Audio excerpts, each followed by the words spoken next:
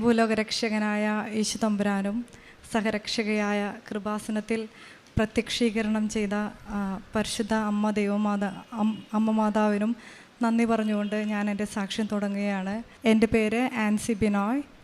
ഞങ്ങൾ തൃശ്ശൂർ ജില്ലയിൽ നിന്നാണ് വരുന്നത്. കറൻ്റ്ലി ഞാൻ ദുബായ് ഹെൽത്ത് അതോറിറ്റിയിൽ ലാബ് ടെക്നോളജിസ്റ്റായിട്ട് വർക്ക് ചെയ്യാണ്. 12 വർഷമായിട്ട് ഞങ്ങൾ കുടുംബമായിട്ട് ദുബായിലാണ് താമസിക്കുന്നത്. എൻ്റെ മകന് കിട്ടിയ ഒരു അത്ഭുത രോഗസൗഖ്യത്തിനും എൻ്റെ വ്യക്തിജീവിതത്തിലുണ്ടായ മാറ്റങ്ങൾക്കും മാതാവിൻ്റെ ഇടപെടലുകൾക്കും വേണ്ടിയുള്ള സാക്ഷ്യമാണ് ഇവിടെ പറയുന്നത്. എൻ്റെ മകൻ്റെ പേര് സാം ആൻ്റോണിയോ ബിനോയ്. അവനിപ്പോൾ 6 വയസ്സാവാനായി. 2019 അവൻ ജനിക്കുമ്പോൾ അവന് ക്ലെഫ്റ്റ് പാലറ്റും കണ്ണിന് -10.5 പവറും ഉണ്ടായിരുന്നു. അങ്ങനെ 2 കാര്യങ്ങൾ ഒരുമിച്ച് വന്ന് ഞങ്ങൾ മാനസികമായിട്ട് വളരെ തകർന്നു നിൽക്കുന്ന ഒരു സമയമായിരുന്നു. ആ സമയത്ത് ഞങ്ങളുടെ ജീവിതത്തിൽ, പ്രാർത്ഥനാ ജീവിതത്തിൽ വളരെ ഞങ്ങൾ മരവിച്ച ഒരവസ്ഥയിലേക്ക് പോയി. ഞങ്ങൾ പ്രതീക്ഷിക്കാത്ത ഒരവസ്ഥയിലൂടെയാണ് ഞങ്ങൾ പോയിക്കൊണ്ടിരുന്നത്.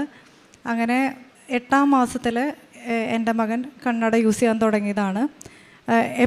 എല്ലാ 6 മാസത്തിലും ചെക്കപ്പിന് പോകുമ്പോൾ ഡോക്ടർമാർ ഒരു പ്രതീക്ഷയില്ലാത്ത രീതിയിലാണ് സംസാരിക്കുന്നത്. കാരണം -20 വരെ മാത്രമാണ് ഒരാൾക്ക് കണ്ണിൻ്റെ പവർ വരാൻ സാധ്യത ഉണ്ടാവുമായിരുന്നുള്ളൂ. അപ്പോൾ ഇത്രയും ചെറുപ്പത്തിൽ -10.5 പവറുള്ള കുട്ടിക്ക് വലുതാകും തോറും അത് പ്രോഗ്രസീവായി കാണിച്ചു. അങ്ങനെ അവന് 3 വയസ്സ് കഴിയുമ്പോൾ -14.5 എത്തി. 2 മാസം കൂടി കഴിഞ്ഞപ്പോൾ 2023 സെപ്റ്റംബറിൽ അവന് കണ്ണിന് സ്ക്വിൻ്റ് വരാൻ തുടങ്ങി. ഞങ്ങൾ അവിടെ കാണിച്ചപ്പോൾ ഡോക്ടർമാർ ഓരോ എക്സസൈസസൊക്കെ പറയാൻ തുടങ്ങി. എന്നിട്ടും സ്ക്വിൻ്റ് കോങ്കണ്ണ് എന്ന് പറയുന്ന അവസ്ഥയാണ്. അത് കഴിഞ്ഞ് എക്സസൈസുകളൊന്നും ചെയ്തിട്ട് ഒരു കുറവില്ലാതായപ്പോൾ ഞങ്ങൾ നാട്ടിലേക്ക് വന്ന് മധുരൈ അരവിന്ദ് ഹോസ്പിറ്റലിൽ കൺസൾട്ടേഷന് പോയി. അവിടെ കൺസൾട്ടേഷന് പോയപ്പോൾ 6 ഡോക്ടേഴ്സ് റെഫർ ചെയ്ത് ആ ഹോസ്പിറ്റലിലെ തന്നെ 6 ഡോക്ടേഴ്സ് റെഫർ ചെയ്ത് സീനിയർ ഹെഡ് ഓഫ് ദ സെക്ഷൻ്റെ കയ്യിൽ മകൻ്റെ ഫയലെത്തി.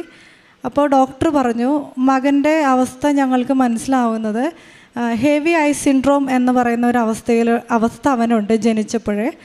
അപ്പോൾ MRI ചെയ്തിട്ട് നമ്മൾക്കത് കൺഫേം ചെയ്യണം. ഹെവി ഐ സിൻഡ്രോം എന്ന് പറഞ്ഞിട്ടുണ്ടെങ്കിൽ കുട്ടിയുടെ കണ്ണിന് ഇപ്പോൾ പ്രായമായിട്ടുള്ള ഒരാളിനേക്കാളും അഡൾട്ടിനേക്കാളും വലിപ്പം കൂടുതലാണ്. അപ്പോൾ കണ്ണിൻ്റെ മസിലുകൾക്ക് അത് ഹോൾഡ് ചെയ്യാൻ പറ്റാത്തത് കൊണ്ടാണ് കുട്ടിയുടെ കണ്ണിന് സ്ക്വിൻ്റ് കോങ്കണ്ണായി മാറുന്നത്. അത് സാധാരണ കോങ്കണ്ണല്ല, ഈ ഒരു അവസ്ഥയിലൂടെ പോകുന്ന കോങ്കണ്ണുകൾ സർജറി ചെയ്താലും അതിൻ്റെ കറക്ഷൻസ് 100% കൃത്യമാവണമെന്നില്ല. അപ്പോൾ ഡോക്ടർ MRI ചെയ്ത് അത് കൺഫേം ചെയ്ത് ഞങ്ങൾക്ക് അവൻ്റെ അവസ്ഥേനെക്കുറിച്ച് ഒരു ഡീറ്റെയിൽ ആയിട്ടുള്ള ഒരു എക്സ്പ്ലനേഷൻ തന്നു.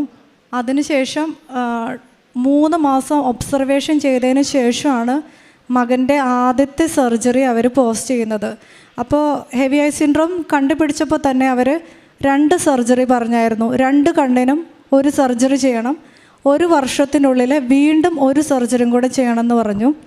അങ്ങനെ 2024 ഏപ്രിൽ മാസം വരെ ഞങ്ങൾ വെയിറ്റ് ചെയ്ത് കണ്ണിന് സർജറി ചെയ്ത് പിറ്റേ ദിവസം തന്നെ ഡോക്ടർ പറഞ്ഞു സർജറി ഫെയിലിയർ ആയിരുന്നു.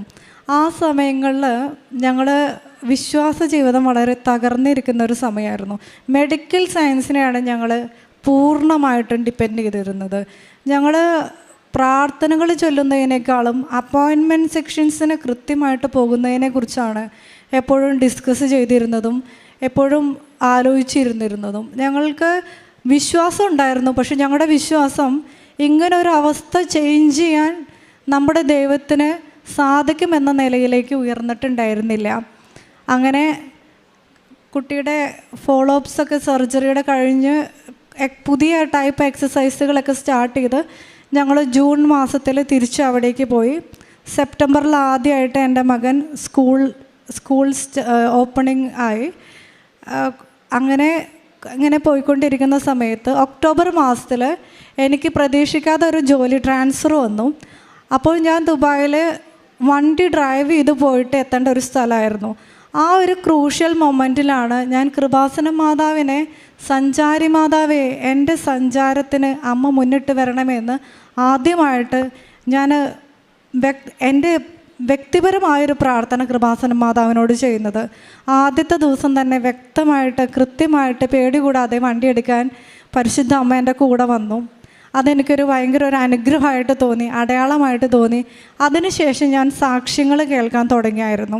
യൂട്യൂബിൽ ഞാൻ പാട്ടുകൾ കേൾക്കും, കഥകൾ കാണും, അല്ലെങ്കിൽ മറ്റു പല കാര്യങ്ങളും യുദ്ധത്തിൻ്റെ ഒക്കെ ന്യൂസ് അപ്ഡേറ്റ്സൊക്കെ കേൾക്കുന്ന ഒരു സമയത്ത് പെട്ടെന്ന് ഞാനത് കൃപാസന മാതാവിൻ്റെ സാക്ഷ്യത്തിനും ഇവിടുത്തെ അച്ഛൻ്റെ ഉടമ്പടി ധ്യാനത്തിനായിട്ട് ഞാൻ മാറ്റി വയ്ക്കാൻ തുടങ്ങി. അങ്ങനെ ഡിസംബർ മാസം, അപ്പോഴും ഞാൻ എൻ്റെ മകൻ്റെ കണ്ണിൻ്റെ അവസ്ഥ മാറാൻ വേണ്ടി പ്രാർത്ഥിച്ചിട്ടുണ്ടായിരുന്നില്ല. ഡിസംബർ മാസത്തിൽ ക്രിസ്മസ് സെലിബ്രേഷൻ്റെ ഭാഗമായിട്ട് ഒരു ഫംഗ്ഷന് പങ്കെടുത്തപ്പോൾ എൻ്റെ കുട്ടിയുടെ കണ്ണിൻ്റെ കുട്ടികളുടെ ഫോട്ടോ എടുത്തതിൽ എൻ്റെ കുട്ടിയുടെ കണ്ണിൻ്റെ അവസ്ഥ വളരെ മോശമായിട്ട് കാണപ്പെട്ടു. എനിക്ക് ഭയങ്കര സങ്കടമായി. അപ്പം ഞാൻ കൃപാസന മാതാവിൻ്റെ അടുത്ത് വ്യക്തിപരമായിട്ട് പ്രാർത്ഥന ചെയ്യുന്നൊരു സമയമായിരുന്നു. ഞാൻ മാതാവിൻ്റെ അടുത്ത് പ്രാർത്ഥിച്ചു. 3 ദിവസം കൂടിയും കഴിഞ്ഞാൽ എൻ്റെ ജോലി സ്ഥലത്ത് ഒരു ഫംഗ്ഷനാണ്. ആ ഒരു നേരെങ്കിലും ഈവനിങ് ആയിരുന്നു ഫംഗ്ഷൻ. എൻ്റെ മോൻ്റെ കണ്ണ് സ്ക്വിൻ്റ് ഇല്ലാത്ത പോലെ ഒന്നാക്കി തരണേ, മറ്റുള്ളവരുടെ മുമ്പിൽ സ്ക്വിൻ്റിൻ്റെ അവസ്ഥ വരുത്തരുതേന്ന്. അത്ഭുതകരമായിട്ട് ആ ഒരു സാറ്റർഡേ ഞാൻ ഉപവാസം എടുത്ത് പ്രാർത്ഥിച്ചായിരുന്നു. ആ ഒരു സാറ്റർഡേ എൻ്റെ മകൻ്റെ കണ്ണ് ഒരു ദിവസം മുഴുവൻ ഇത്രയും കണ്ണിൻ്റെ ഒരു ബ്ലാക്ക് കളറ് ഒരു ഇച്ചിരി കാണുന്നുണ്ടായിരുന്ന കുട്ടിയുടെ 2 കണ്ണും ഒരേ ഡയറക്ഷനിൽ നിൽക്കുന്നതായിട്ട് കാണപ്പെട്ടു. അതെനിക്ക് വളരെ ശക്തമായിട്ടുള്ള കൃപാസന അമ്മയുടെ അടയാളമായിരുന്നു. ഞാൻ അതിനുശേഷം മാതാവിൻ്റെ അടുത്ത് അവൻ്റെ കണ്ണിൻ്റെ മസിലുകൾക്ക് ബലം കൊടുക്കണമേ എന്ന് പ്രാർത്ഥിച്ച് പ്രത്യക്ഷീകരണ പ്രാർത്ഥനയും രാവിലെയുള്ള അച്ഛൻ്റെ ഡെയിലി ബ്രെഡ് കുറച്ച് നാളുകളായിട്ട് അറ്റൻഡ് ചെയ്യണ്ടായിരുന്നു, ഒക്ടോബർ മാസം മുതൽ. അങ്ങനെ ഞാൻ നവംബർ, ഞങ്ങൾക്ക് 2024 തന്നെ 2025 ആനുവൽ ലീവ് സ്ലോട്ട് ചെയ്യണമായിരുന്നു. അപ്പോൾ ഞാൻ ഇവൻ്റെ അപ്പോയിൻമെൻറ്റിനായിട്ട് ഫെബ്രുവരി ആദ്യത്തെ ആഴ്ചയും പിന്നെ ജൂൺ മാസമാണ് ലീവ് കൊടുത്തിട്ടുണ്ടായിരുന്നത്. അപ്പോൾ 2ാമത്തെ സർജറി ഫെബ്രുവരി മാസത്തിൽ ഡേറ്റ് ഫിക്സ് ചെയ്തിട്ട് ഇപ്പോൾ ഈ ജൂൺ മാസത്തിൽ ചെയ്യാമെന്നായിരുന്നു അരവിന്ദെന്ന് ഡോക്ടർ പറഞ്ഞിട്ടുണ്ടായിരുന്നത്. ഞാൻ മാതാവിനോട് ശക്തമായിട്ട് പ്രാർത്ഥിച്ചു. അപ്പോഴും എൻ്റെ വിശ്വാസക്കുറവ് അവിടെ ഉണ്ടായിരുന്നു. സർജറി ഇല്ലാതെ സുഖപ്പെടുത്തണമെന്ന് ഞാൻ ഒരിക്കൽ പോലും പ്രാർത്ഥിച്ചിട്ടുണ്ടായിരുന്നില്ല. പക്ഷേ ഞാൻ മാതാവിനോട് പ്രാർത്ഥിച്ചു, കൃപാസന പ്രത്യക്ഷീകരണത്തിൽ സാധിച്ച അമ്മേ, എൻ്റെ മകൻ്റെ കണ്ണുകളുടെ കാര്യത്തിൽ ഇടപെടണമേന്ന് ശക്തമായി പ്രാർത്ഥിച്ചു. പൂർണ്ണമായും എൻ്റെ മകനെ ഞാൻ മാതാവിൻ്റെ അനുഗ്രഹത്തിനായി വിട്ടുകൊടുത്തായിരുന്നു. അങ്ങനെ ഫെബ്രുവരി മാസത്തിൽ ഞാൻ ചോദിച്ച ലീവ് എനിക്ക് ഡിപ്പാർട്ട്മെൻറ്റിൽ നിന്ന് തന്നില്ല. കാരണം ഏതു നേരം സർജറി എന്ന് പറഞ്ഞ് ലീവ് എടുക്കണമെന്ന് പറഞ്ഞിട്ട്. അപ്പോൾ എനിക്ക് ഭയങ്കര വിഷമമായി. ആ സമയത്താണ് ഷാർജ ചർച്ചിൽ ഞാനൊരു കുർബാനയ്ക്ക് പോയപ്പോൾ അവിടെ ബഹുമാനപ്പെട്ട ജോസഫ് അച്ഛൻ്റെ ധ്യാനം നടക്കുന്നത് അറിയുന്നത്. അപ്പോൾ ഞാൻ ആ ഡേറ്റ് നോക്കുമ്പോൾ ഞാൻ ലീവ് കൊടുത്ത അതേ ഡേറ്റാണ് അച്ഛൻ്റെ ധ്യാനം അവിടെ നടക്കണ്ടായിരുന്നത്. അപ്പോൾ എനിക്ക് മനസ്സിലായി, ഒക്ടോബർ മാസം മുതൽ തന്നെ മാതാവ് ഞങ്ങളുടെ കുടുംബത്തിൻ്റെ കാര്യത്തിൽ ഇടപെട്ട് കഴിഞ്ഞിട്ടുണ്ടായിരുന്നെന്ന്. ഞങ്ങളെല്ലാ ദിവസവും അച്ഛൻ്റെ ധ്യാനത്തിന് പോയി. അതിലൊരു ദിവസം വളരെ പ്രതീക്ഷിക്കാതെ എൻ്റെ മകന് കൈവയ്പ്പ് ശുശ്രൂഷ ലഭിക്കുകയുണ്ടായി. അതിനുശേഷം ഫെബ്രുവരി മാസം അവസാനത്തെ ആഴ്ച 24-ാം തീയതി മുതൽ എനിക്ക് ഒരാഴ്ചത്തേക്ക് നാട്ടിൽ ഫോളോ അപ്പ് അപ്പോയിൻമെൻറ്റിന് വരാൻ വേണ്ടി ലീവ് കിട്ടി. ഞാൻ വരുന്നതിനേക്കാളും മുമ്പ് എപ്പോൾ പ്രാർത്ഥിക്കുമ്പോഴും മാതാവിൻ്റെ മനസ്സിൽ പറയുമായിരുന്നു, 2 സ്ഥലത്ത് ക്രോസ് ചെക്ക് ചെയ്യണം എന്നുള്ള പോലെ, അങ്ങനെയുള്ള തോന്നലുകൾ, വേറൊരു ഡോക്ടറെ മാറ്റി കാണിക്കണം എന്നുള്ളൊരു തോന്നൽ. അങ്ങനെ ഞാൻ തൃശ്ശൂർ ജില്ലയിൽ തന്നെ ഞാൻ ആരെ കാണിക്കണം എന്നറിയില്ല. അപ്പോൾ അവിടെ പുത്തമ്പള്ളിയിൽ പോയി പ്രാർത്ഥിച്ചിട്ട് ചോദിച്ചു, മാതാവേ ഏത് ഡോക്ടറെ കാണിക്കണ്ടേ? അപ്പോൾ പിന്നെ കണ്ടത് ഒരു ബാനറായിരുന്നു. ആ ബാനർ ഒരു ഐ ക്ലിനിക്കിൻ്റെ ആയിരുന്നു. ആ ഐ ക്ലിനിക്കിൽ എനിക്കൊരു പരിചയമില്ല, ഒരാൾ എനിക്ക് റെഫർ ചെയ്ത് തന്നിട്ടില്ല, അവിടെ ഏത് ഡോക്ടേഴ്സായിരിക്കണേന്ന് പോലും എനിക്ക് അറിയണ്ടായിരുന്നില്ല. ഞാൻ നേരിട്ട് ആ ക്ലിനിക്കിൽ പോയിട്ട് സ്ക്വിൻറ്റിൻ്റെ ഡോക്ടറെ കാണണം എന്ന് പറഞ്ഞു. അങ്ങനെ എനിക്ക് അപ്പം തന്നെ അപ്പോയിൻമെൻറ്റ് കിട്ടി. 10 മിനിറ്റിൽ അവർ മെഷീൻ വെച്ച് കുട്ടിയുടെ കണ്ണ് ടെസ്റ്റ് ചെയ്തിട്ട് അവർ ഭയങ്കരമായിട്ട് സംസാരിക്കുന്നുണ്ട്. എന്നിട്ട് അവർ പറഞ്ഞു, ഡോക്ടറെ കാണണം എന്ന് പറഞ്ഞു. അപ്പം ഞാൻ വിചാരിച്ചു ഇനി പുതിയ എന്തെങ്കിലും കണ്ടുപിടുത്തം ഉണ്ടാവുമോ വെച്ചിട്ട് ഡോക്ടറുടെ റൂമിൽ ചെല്ലുമ്പോൾ ഡോക്ടർ പറയാണ്, കുട്ടിയുടെ കണ്ണട വെച്ചിരിക്കുന്നത് -14.5 കുട്ടീൻ്റെ പവർ ഇപ്പോൾ കാണുന്നത് 10.5 -4.5 ഡിഫറൻസ് വന്നിട്ടുണ്ട്. അപ്പോൾ നമുക്ക് ഒന്നും കൂടെ കണ്ണ് ഡയലേറ്റ് ചെയ്ത് ചെക്ക് ചെയ്യണമെന്ന് പറഞ്ഞു. ഞങ്ങൾ കൃപാസനം അമ്മയുടെ അടുത്ത് ശക്തമായി പ്രാർത്ഥിച്ചു. കൃപാസന അമ്മയുടെ അടുത്ത് ഞങ്ങൾ ശക്തമായ മാധ്യസ്ഥം തേടി ഞാൻ ഒറ്റയ്ക്ക് നിന്ന് പ്രാർത്ഥിച്ചു. കാരണം എൻ്റെ വീട്ടിലുള്ള പലരും മെഡിക്കൽ ഫീൽഡിലുള്ളവരായിരുന്നു. അവർക്ക് ആർക്കും മധുര അരവിന്ദ് ഹോസ്പിറ്റലിൽ നിന്ന് അപ്പോയിൻമെൻറ്റ് ചേഞ്ച് ചെയ്യാൻ താല്പര്യം ഉണ്ടായിരുന്നില്ല. പക്ഷേ ഞാൻ മാതാവിൻ്റെ ആ ഒരു ഇൻഡ്യൂഷനായിട്ട് ഞാൻ അവിടെ പോയത് എനിക്ക് വളരെ ഒരിക്കലും ഡോക്ടർക്ക് പോലും വിശ്വസിക്കാൻ പറ്റുന്നില്ല. എല്ലാ ഡോക്യുമെൻറ്റ്സും ഞാൻ സബ്മിറ്റ് ചെയ്തു. -14.5 ഉണ്ടായിരുന്ന ഡോക്യുമെൻറ്റ്സ് സബ്മിറ്റ് ചെയ്തപ്പോൾ ഡോക്ടർക്ക് വിശ്വസിക്കാൻ പറ്റുന്നില്ല. പവറിൽ എങ്ങനെയാണ് കൂടിക്കൊണ്ടിരിക്കുകയുള്ളൂ പവർ, പക്ഷെ കുറയുന്നത് എങ്ങനെയാണെന്ന് ഡോക്ടർക്ക് മനസ്സിലാവണില്ല. എനിവേ ഡോക്ടർ കണ്ണട ചേഞ്ച് ചെയ്യാൻ എഴുതി. അന്ന് തന്നെ ഉച്ച കഴിഞ്ഞ് വീട്ടിലെത്തി ഉടനെ ഞാൻ വീട്ടിൽ ഇത് പറഞ്ഞു. അവർക്കൊക്കെ വളരെ അത്ഭുതമായി.